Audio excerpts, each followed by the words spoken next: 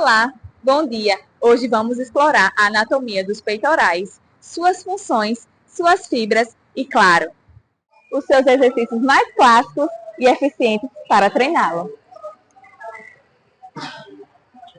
O peitoral maior, como o próprio nome já diz, ele é o maior e mais volumoso e é dividido em 3 feixes.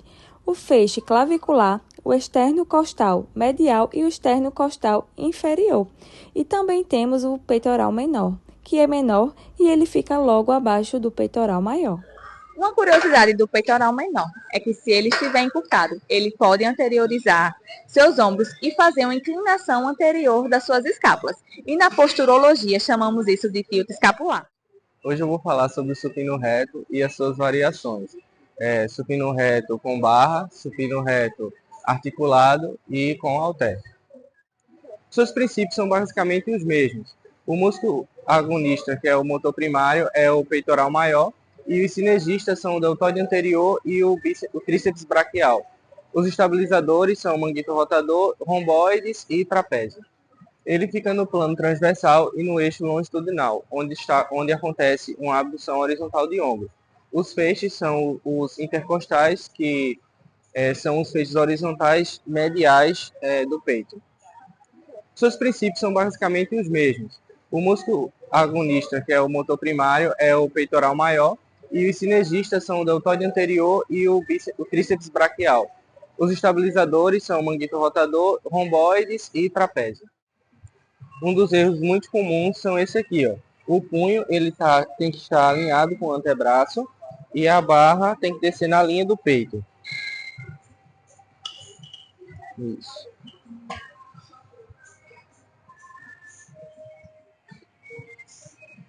Não, olha, tá fazendo do jeito errado. Coloca aqui. Tu tem que alinhar o punho com o cotovelo. Não, mas é assim mesmo. Meu filho tem que estar que pega o miolo do peito. Ei, falta muito aí? Falta 6. Ô, professor, qual a diferença se eu fizer aqui e no Smith? Assim, aqui ele é mais recomendado porque ele atua melhor no plano da escápula. No Smith é possível pegar mais carga, porque como é uma barra guiada, ele oferece essa possibilidade, mas também ele trabalha menos músculos estabilizadores. E se eu fizer com halter? Com o halter, ele trabalha mais os músculos estabilizadores, mas também ele faz com que você trabalhe com menos carga, entendeu? Porque ele exige um trabalho maior dos estabilizadores. Entendi. Obrigada. O maior torque para o peitoral maior no supino reto ocorre quando a linha do braço está mais horizontal e mais distante do eixo, ou seja, quanto mais embaixo, maior o torque.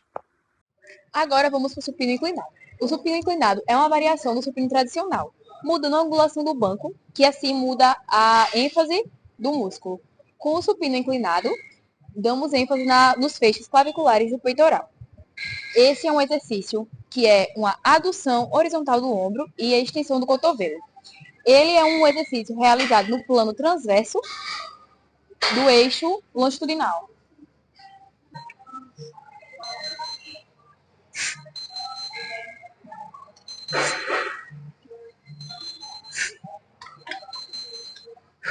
Mas, prof, para que serve esse? Esse exercício, ele pega principalmente o peitoral maior no feixe clavicular. O deltoide também ele é usado como estabilizador de movimento e o serrátil anterior para estabilizar as escápulas de movimento. Mas qual a diferença desse pro inclinado com halter? Aqui com a barra você consegue colocar mais peso porque você não precisa de tanta estabilidade. E com o halter você tem mais amplitude e ajuda a trabalhar mais o músculo. Então, agora vamos testar? Certo, vamos.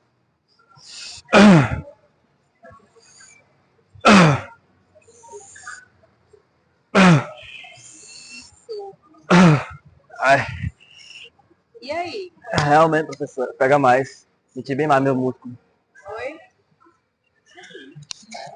Prof. Qual é a diferença desse supino na barra para esse supino aqui nessa máquina?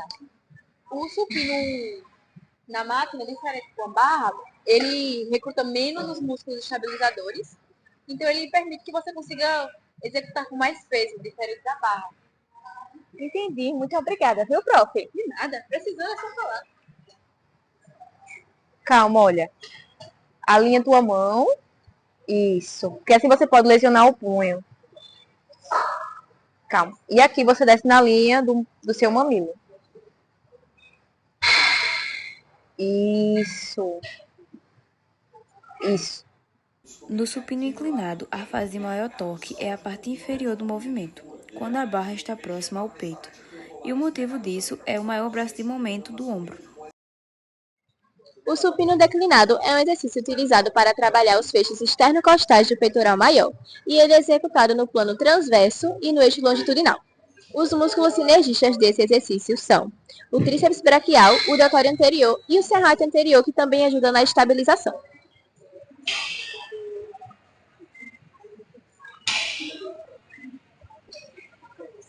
Oi? Eu tô sentindo só um lado. Isso é porque você tá fazendo um pouco descompensado. Você tá subindo uma barra mais um lado do que o outro. E como a barra é reta, você vai acabar fazendo mais força de um lado do que do outro. Então, se você fizer com o halter, vai equilibrar essa força. Mas qual a diferença? Como o halter, o peso é livre, não vai ter essa questão de fazer mais força de um lado do que o outro. Você vai subir um primeiro, mas vai equilibrar a força.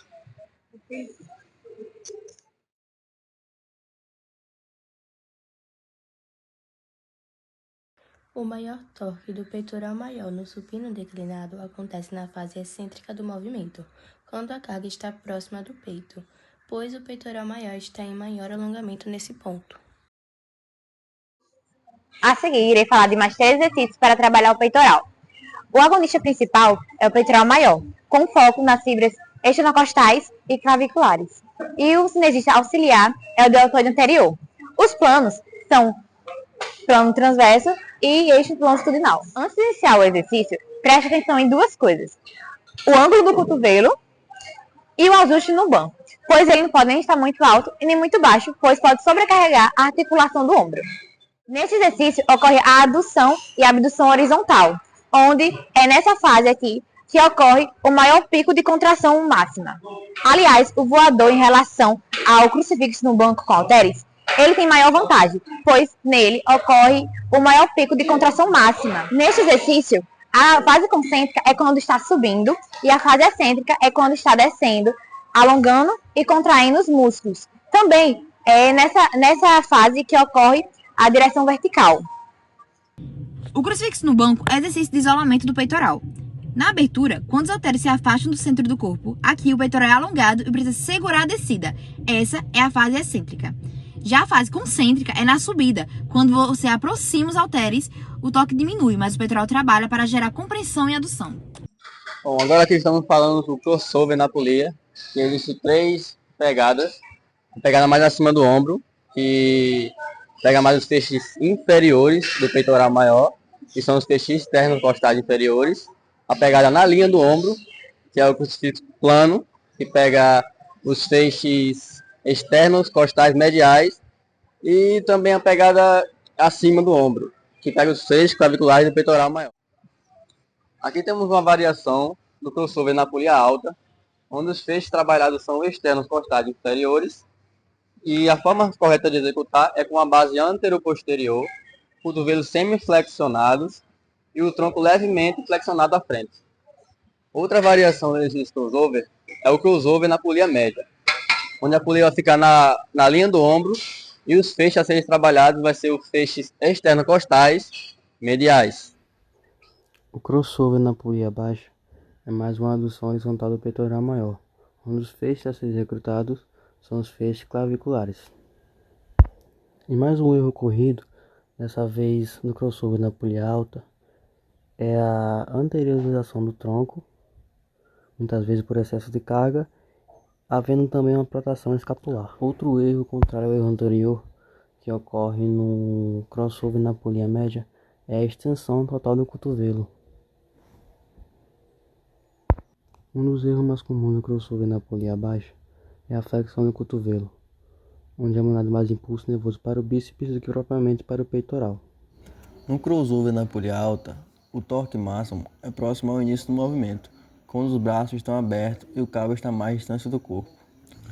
No crossover na polia média, o torque máximo é durante todo o movimento, pois a resistência da polia é relativamente constante. O torque é relativamente constante durante todo o movimento. No crossover na polia baixa, o torque máximo é próximo ao final do movimento, quando os braços estão quase juntos e o cabo está mais próximo do corpo. O torque é máximo quando o braço está em aproximadamente 0,20 graus de abdução e 30 a 40 graus de flexão. De forma geral, os estudos demonstram que a variação da inclinação do banco influencia a ativação muscular, mas não de maneira uniforme. Em um estudo de uma análise eletromiográfica da musculatura do peitoral, do exercício do supino, vem mostrar como os feixes do peitoral maior são recrutados em diferentes angulações. Para isso, utiliza-se a eletromiografia, uma técnica que registra a atividade elétrica dos músculos durante a contração. O supino horizontal tende a gerar uma ativação mais homogênea do peitoral, enquanto o supino inclinado entre 30 e 45 graus favorece a porção superior, que é a clavicular. Por outro lado, inclinações mais altas ativam menos o peitoral e mais o deltóide, o que pode ser vantajoso ou não, dependendo do objetivo do treinamento. Os músculos auxiliares, como o tríceps braquial, apresentam ativação constante em todos os ângulos. Essas variações demonstram a importância de uma prescrição individualizada, considerando a biomecânica, objetivos e limitações de cada participante. E chegamos ao final desse mergulho nos exercícios para peitorais. Agora você entende não só como executar, mas por que, quando, para que serve. Quais músculos participam em principal, como evitar virar meme na academia.